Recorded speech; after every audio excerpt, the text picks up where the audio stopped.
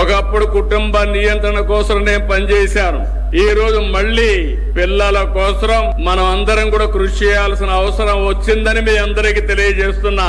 కొంచెం ఆలోచన శక్తి, బుద్ధి, జ్ఞానం కలిగినటువంటి వారు ఎవరైనా ఏపీ సీఎం చంద్రబాబు నాయుడు గారిని విజనరీ అనగలుగుతారా? అతను చెప్పేటువంటి మాటలకి చేసే పనులకి బేరీజు వేసి చూసుకుంటే జనమే ఒక నిర్ణయానికి రాగలుగుతారు. మీకు ముగ్గురిని కంటే 30,000, నలుగురిని కంటే 40,000 అని వేలంపాట పాడినట్టుగా పాడుతున్నారు. ఎందుకనంటే దేశవ్యాప్తంగా డీలిమిటేషన్ ఎక్సర్సైజ్ జరుగుతుంది కాబట్టి ఎంపీ సీట్లు ఉత్తర భారతదేశానికి ఎక్కువగా వస్తున్నాయి, దక్షిణ భారతదేశానికి తక్కువైపోతున్నాయి. ఎందువల్ల అంటే ఇక్కడ జనాభా తగ్గిపోయింది కాబట్టి ఇప్పుడు మీరు పిల్లల్ని కనండి అని అంటున్నారు. ఇప్పుడు పిల్లల్ని కనాలన్నా కూడా ఒక్కరిని కనడానికి సంవత్సరం టైం పడుతుంది. మరి ఎప్పుడు పిల్లల్ని కనేయాలి? ఎప్పుడు జనాభా పెరిగిపోద్ది? ఎప్పుడు సీట్లు దక్షిణ భారతదేశానికి వస్తాయి? ఇది విజన, దూరదృష్ట్యా, దీన్ని విజనరీ అంటారా? ఈయన 1995 నుంచి 2004 వరకు రాష్ట్రంలో సీఎం గా ఉన్నారు. అప్పుడు ఏం చేశారు అని అంటే కనిపిస్తే కాల్ చేయండి అన్నట్టుగా, దొరికితే కోసేయండి అని మగవాళ్ళకి వెసెక్టమీ, ఆడవాళ్ళకి ట్యూబెక్టమీ, ఇట్లా కుటుంబ నియంత్రణ ఆపరేషన్స్ చేయించేశారు. జనాభా పెరిగితే నష్టాలని చెప్పి బలవంతంగా నియంత్రణ చేసి జనాభా తగ్గించాలి అని చెప్పారు. ఆ రోజు అధిక జనాభా వల్ల నష్టాలు ఏంటని జనాభా తగ్గించండి అని చెప్పి ఈ రోజు జనాభా కావాలి పెంచండి అని చెప్తున్నారు అంటే దీని దూరదృష్టి అని ఎలా అనగలుగుతారు?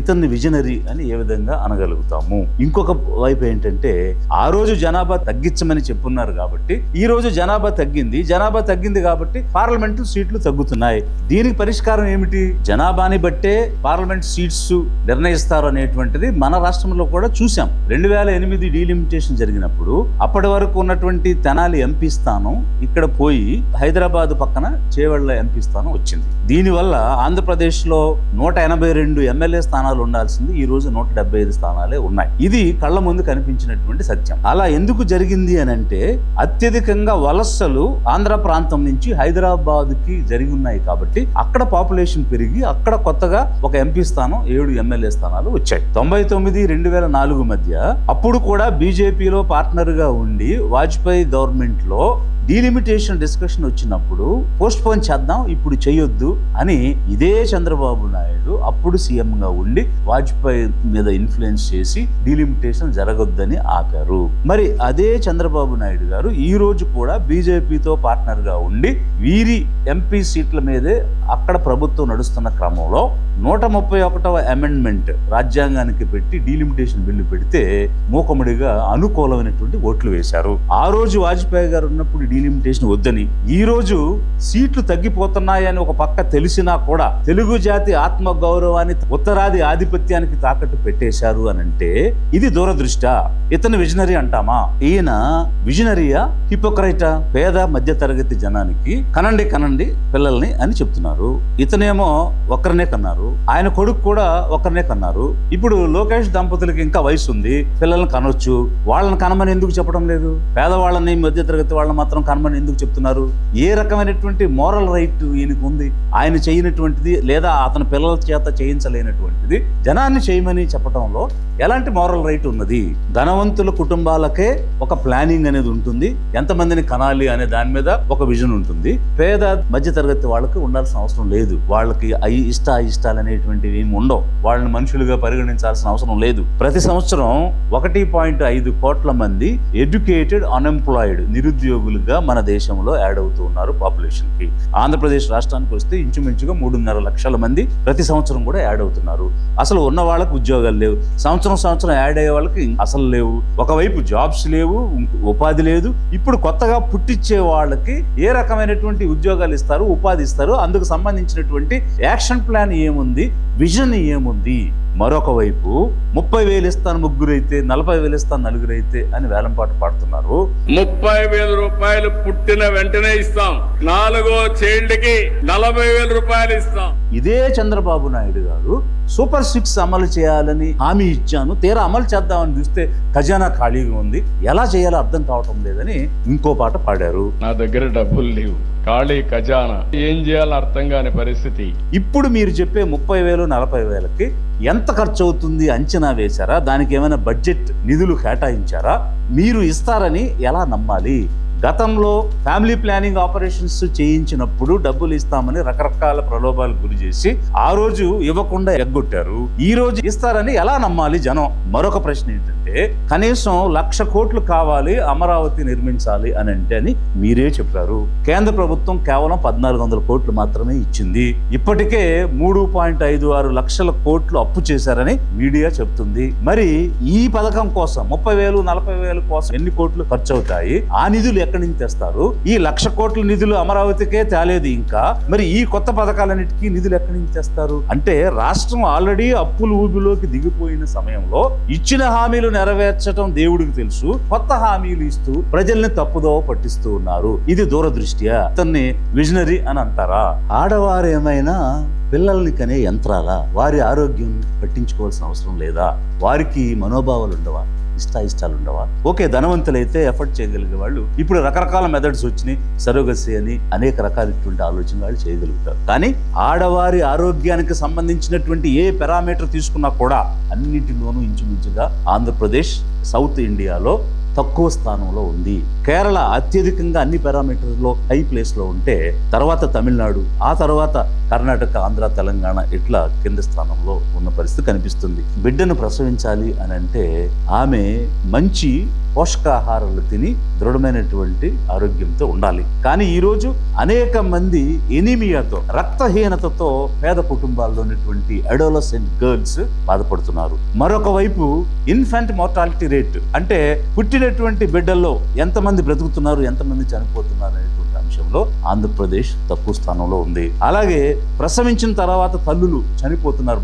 మదర్ మోర్టాలిటీ రేట్ అనేటువంటి అంశంలో ఇంచుమించుగా దక్షిణ భారతదేశం అటువంటి రాష్ట్రాలతో సరి సమానంగా నడుస్తూ ఉన్నా కూడా బిడ్డలకు పౌష్టిక ఆహారం ఇవ్వలేక మాల్ న్యూట్రిషన్, స్టంటెడ్ గ్రోత్ అనేటువంటి అంశాల్లో కూడా ఆంధ్రప్రదేశ్ వెనుకబడి ఉంది. మరి ఇన్ని రకాలుగా ఆడవారికి సంబంధించినటువంటి ఆరోగ్యంలో, తల్లి బిడ్డల ఆరోగ్యంలో ఇన్ని రకాలైనటువంటి సమస్యలు ఉంటే వీటిని కదా మీరు విజనరీ అయితే అడ్రస్ చేయాలి. మీకు దూరదృష్టి ఉంటే అభివృద్ధి చెందినటువంటి అమెరికా లాంటి, యూరోప్ లాంటి దేశాల్లో ఉన్న మహిళల ఆరోగ్యాలు ఏ విధంగా ఉన్నాయో అలాంటి స్థాయికి మన మహిళల ఆరోగ్యాలు, మరీ ముఖ్యంగా పేద మధ్యతరగతి కుటుంబాల్లో ఉన్న ఆడవాళ్ళ ఆరోగ్యం పెంచటం కదా విజన్ అంటే. అది కదా విజనరీ చేసే పని. అది మానేసి వారికి రక్తహీనత ఉన్నా కూడా, మాల్ న్యూట్రిషన్ ఉన్నా కూడా పిల్లల్ని కనేయండి అని అంటే వారేమైనా యంత్రాలా? పిల్లల్ని పుట్టించేటువంటి మరో యంత్రాలా? ఫ్రాన్స్, హంగరీలో కొంత సక్సెస్ వారు సాధించారు. ఏ విధంగా సాధించారంటే comprehensive and structural support systems decades, దశాబ్దాలుగా వారు ఇచ్చారు. యూనివర్సల్ చైల్డ్ హెల్త్ కేర్ తో పాటు పేరెంటల్ జనరస్ లీవ్స్ అనేటువంటివి ఇస్తూ హౌసింగ్ అనేది ఇచ్చి ఎంకరేజ్ చేయడం ద్వారా అక్కడ ఒక సక్సెస్ అనేది సాధించాం. మరి ఇక్కడ అలాంటి ప్రణాళిక ఏమైనా ప్రకటించారా? ఈ రోజు పెళ్ళైనటువంటి ప్రతి జంటకి నివసించడానికి ఇల్లుందా? ఆ హౌసింగ్ ఫ్రీగా ఇస్తామని ఎక్కడైనా చెప్పున్నారా? మరొక వైపు జపాన్ పాపులేషన్ తగ్గిపోతున్నా కూడా ఈ రోజు 3rd లార్జెస్ట్ ఎకానమీగా అది పెరిగింది, ఉద్భవించింది అని అంటే అక్కడ టెక్నాలజీ, నాలెడ్జ్ ఎకానమీ అనేది డెవలప్ చేశారు. కాబట్టి ఇవి విజన్ తో చేసేటువంటి పనులు. దూరదృష్టితో ఫ్రాన్స్ చేసింది, హంగరీ చేసింది, జపాన్ చేసింది. మరి మనం ఏ దూరదృష్టితో చేస్తున్నాము? అక్కడ ఉన్నటువంటి సమస్యల్ని అడ్రస్ చేయకుండా ఇది మాత్రం చేయండి అని చెప్పడం విజనరీయా?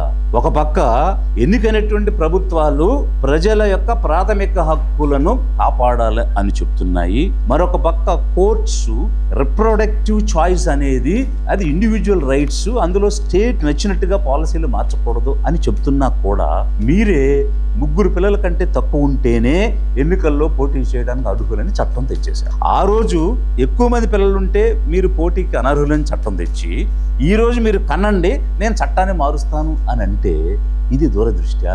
ఈయన్ని విజనరీ అంటామా?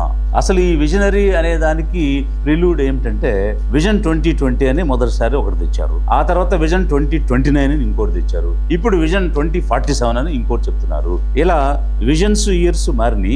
మీరు తెచ్చిన విజన్ 2020 కానీ 2029 కానీ దానికి సంబంధించి ఏమైనా ఒక ప్రణాళిక చేయడం, ఆ ప్రణాళికను బట్టి బడ్జెట్లు ఇవ్వడం, ఇచ్చిన బడ్జెట్ ఖర్చు పెట్టడం, దాని యొక్క అవుట్కమ్స్ ఏమొచ్చినాయి అని ఒక ఆడిట్ చేయడం ఏమైనా జరిగిందా? ఏమీ జరగలేదు. ఆర్భాటంగా ఈవెంట్స్ చేసి 2020 అని 2029 అని ఓదరగొట్టడం జరిగింది తప్ప ఏ విజన్ కూడా రియలైజ్ కాల. అందుకనే ఈ రోజు 2047 అని తప్పించుకోవడానికి చెప్తున్నారు. కేవలం మాటలకే పరిమితమైనటువంటి విజన్స్ నిజంగా విజనరీ అని ఏ విధంగా తీసుకోగలుగుతాము? 1995 జనవరి 16వ తేదీన ఎన్టీఆర్ సీఎం అయ్యి మొదటి సంతకం సంపూర్ణ మద్యపాన నిషేధం మీద చేశారు. ఎందుకనంటే నెల్లూరులో ప్రారంభమైనటువంటి మహిళా ఉద్యమం ఉవ్వెత్తున రాష్ట్రం అంతా వ్యాప్తి చెందటమే కాకుండా ఒక బలమైనటువంటి సోషల్ మూవ్మెంట్ గా ఇండియన్ హిస్టరీలో రికార్డ్ అయింది. అయితే ఏప్రిల్ 1, 1997న పూర్తి మద్యపాన నిషేధాన్ని చంద్రబాబు నాయుడు గారు సీఎం అయ్యి ఎత్తేశారు. ఆ రోజు 800 కోట్లు నష్టం వచ్చింది మద్యపాన నిషేధం చేయడం వల్ల అని ఎన్టీఆర్ సీఎం గా ఉండి, దీనిని నేను సోషల్ ఇన్వెస్ట్మెంట్ అంటే సామాజిక పెట్టుబడిగా ఈ 800 కోట్లని నేను భావిస్తున్నానని చెప్పాడు. ఎందుకనంటే ఆరోగ్యం క్షీణిస్తుంది, తాగి పేద మధ్య తరగతి నష్టపోతున్నారు, ఇది జరగకపోతే వాళ్ళ ఆరోగ్యాలు బాగుంటాయి, ఆ లాస్ ను నేను పెట్టుబడిగా భావిస్తున్నానని అతను చెప్తే నిధులు తగ్గిపోతున్నాయి, రాబడి తగ్గిపోయింది, పెంచాలంటే మందు అమ్మాలి, మద్యపానం అమ్మాలి అని చెప్పి మీరు మళ్ళీ మద్యపానాన్ని తెచ్చి ఈ రోజు 99 రూపాయలకే క్వార్టర్ ఇచ్చేస్తున్నానని ఆ సామాజిక పెట్టుబడికి తూట్లు పొడవడం దూరదృష్టి అంటారా? ఇతన్ని విజనరీ అని అనగలుగుతామా?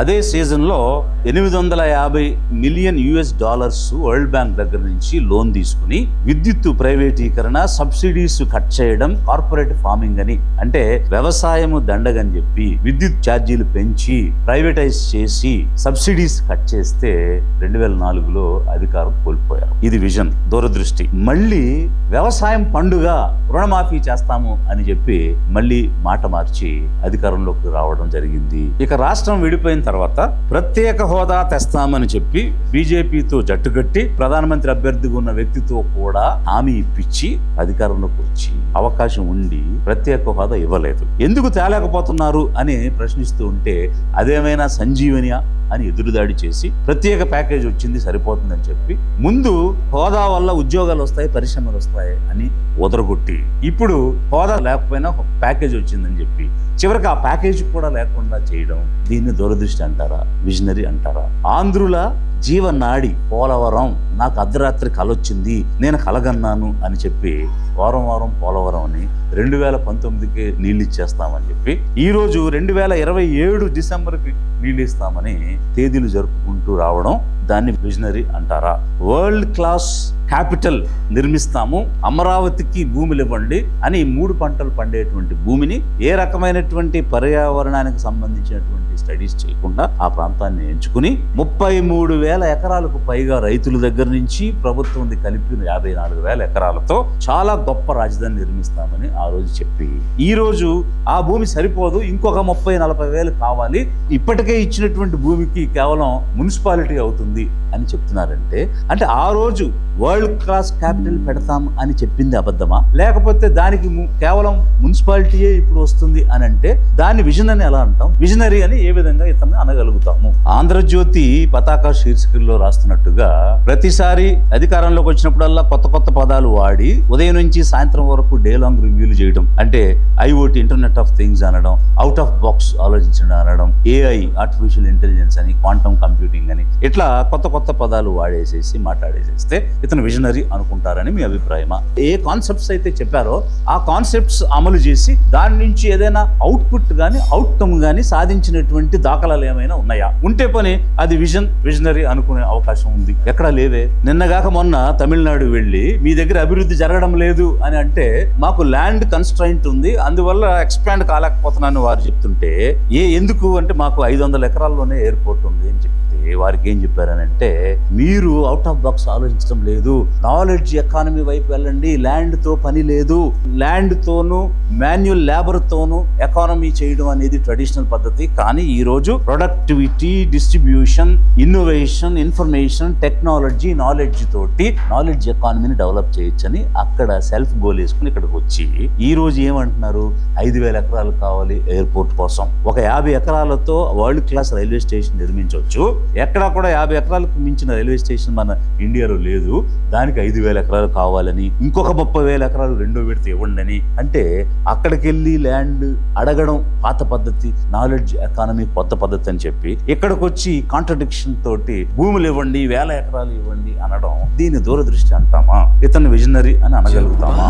Benjamin Franklin, Isaac Newton, Albert Einstein, Wright Brothers, Thomas Alva Edison, Galileo, Aryabhatta, Charaka, Sushruta, వీళ్ళందరూ కనిపెట్టినవి తప్ప మిగిలినవన్నీ నేనే కనిపెట్టాను. మొబైల్ ఫోన్ నేనే తెచ్చాను, కంప్యూటర్ నేనే తెచ్చాను, హైదరాబాద్ నేనే నిర్మాణం చేశాను, నా విజన్ అని చెప్తూ ఉంటే, ఆ సెల్ ఫోన్ కూడా నేనే తీసుకొచ్చా, ఆ విషయం కూడా మీరు గుర్తుపెట్టుకోవాలి. హైదరాబాద్ ఎవరు డెవలప్ చేశారు? నేనే కదా డెవలప్ చేసింది. ఇతని యొక్క అనుకూల కుల మీడియా ఎలివేషన్స్ ఇస్తూ పైకి లేపుతూ ఓదరగొడుతూ ఒక విజనరీ విజనరీ విజనరీ అని చెప్తూ ఉంటే జనం కూడా నిజంగానే ఇతను విజనరీ ఏమో అని అనుకున్నారు. ఇతని విజన్ వల్ల విజనరీగా ఏమి సాధించారు ఈ రాష్ట్రంలో, ఏది అవుట్కమ్ ఉంది ఈ విజన్ తోటి? ఈ అనుకూల కొల్ల మీడియా ఓదరగొడుతున్నట్టుగా నిజంగా మీకు ఒక విజన్ ఉండి మీరు విజనరీ అయితే మీరేం చేయాలి అని అంటే, బీహారు, ఉత్తరప్రదేశ్, మధ్యప్రదేశ్, రాజస్థాన్, ఒడిశా, ఇట్లా పేద రాష్ట్రాలు ఏవైతే ఉన్నాయో అక్కడ TFR టోటల్ ఫెర్టిలిటీ రేటు 2 కంటే ఎక్కువగా ఉండి జనాభా విపరీతంగా పెరిగిపోతున్నటువంటి సమయంలో మీరు కేంద్ర ప్రభుత్వంలో భాగస్వామి కాబట్టి కేంద్ర ప్రభుత్వం మీద ఒత్తిడి తెచ్చి జనాభా నియంత్రించమని చెప్పండి, అక్కడ జనాభాను నియంత్రించండి. ఎందుకనంటే ఇక్కడ జనాభా ఎక్కువ ఉంది, రిసోర్సెస్ తక్కువ ఉన్నాయి, భూమి అనేటువంటిది పెరిగే అవకాశం లేదు. ఒక ఆడ మనిషికి ఒక మగ మనిషికి పెళ్లి చేస్తే ఒక బిడ్డను పుట్టించవచ్చు. ఒక సర్వే నెంబర్కి ఇంకో సర్వే నెంబర్కి పెళ్లి చేస్తే ఇంకో సర్వే నెంబర్ ల్యాండ్ పుట్టదు. Land resources are limited. America 35 కోట్ల పాపులేషన్ తో ఉండి 9.8 మిలియన్ స్క్వేర్ కిలోమీటర్స్ ఏరియాలో ఉన్నది. రష్యా 14.5 కోట్ల పాపులేషన్ తో ఉండి 17.1 మిలియన్ స్క్వేర్ కిలోమీటర్స్ ఏరియాలో ఉన్నది. 142 కోట్ల జనాభా ఉన్నటువంటి చైనాకి 9.8 మిలియన్ స్క్వేర్ కిలోమీటర్స్ ఉంటే అత్యధిక జనాభా ఉన్న ఇండియా 146 కోట్లతో కేవలం 3.28 స్క్వేర్ కిలోమీటర్స్ ఏరియాలోనే ఉన్నది. అంటే భయంకరంగా జనాభా ఉన్నారు, రిసోర్సెస్ తక్కువ ఉన్నాయి. అప్పుడు ఏం చేయాలి? జనాభా తగ్గించుకోవాలి. మనం తగ్గించాం, బాగుంది. ఎక్కడ తగ్గించాలో వాళ్ళను కూడా తగ్గించమని చెప్పడం కదా విజన్ అంటే. అది కదా విజనరీగా మీరు కేంద్ర ప్రభుత్వం మీద ఒత్తిడి తెచ్చి ఈ బీమారు స్టేట్స్ అన్నిటిలోనూ జనాభా తగ్గించండి అంటే, ఒకవైపు జనాభా తగ్గడం వల్ల రిసోర్సెస్ డిస్ట్రిబ్యూషన్ బాగుంటుంది, అదే సమయంలో మన పార్లమెంట్ సీట్స్ కూడా తగ్గకుండా ఉంటాయి. కాబట్టి విజనరీగా ఆలోచించి ఏదైనా విజనరీ పనులు చేయండి. గౌరవ ముఖ్యమంత్రి గారు, మీకు నిజంగా విజనరీ అనిపించుకోవాలి నేను అనే పట్టుదల ఉంటే ఓవరాల్ గా top 10 best countries Switzerland, Denmark, Sweden, Germany, Norway, Netherlands, UK, Finland, Luxembourg, Austria, ఈ స్థాయిలో ఆంధ్రప్రదేశ్ రాష్ట్రాన్ని అభివృద్ధి పదంలోకి తీసుకువెళ్ళడం, హ్యూమన్ డెవలప్మెంట్ ఇండెక్స్ దగ్గర నుంచి హంగర్ ఇండెక్స్ తగ్గించి ఫ్రీడమ్ అన్ని రకాలుగా అందరికీ అందుబాటులోకి వచ్చే విధంగా, ఆరోగ్యం, విద్య అన్ని అందే విధంగా మీరు చేయగలిగితే అప్పుడు మీరు విజనరీ అని అనుకునేటువంటి అవకాశం ఉంటుంది. లిబరేషన్ కాంగ్రెస్ పార్టీ అధికారంలోకి వస్తే ఈ టాప్ 10 కంట్రీస్ తో పోటీ పడి ఆంధ్రప్రదేశ్ ని అభివృద్ధి చేసే విధంగా పనిచేయాలని లక్ష్యంగా పెట్టుకుంది. అందుకు సంబంధించినటువంటి ప్రణాళికలు కూడా తయారు చేసుకుంటుంది.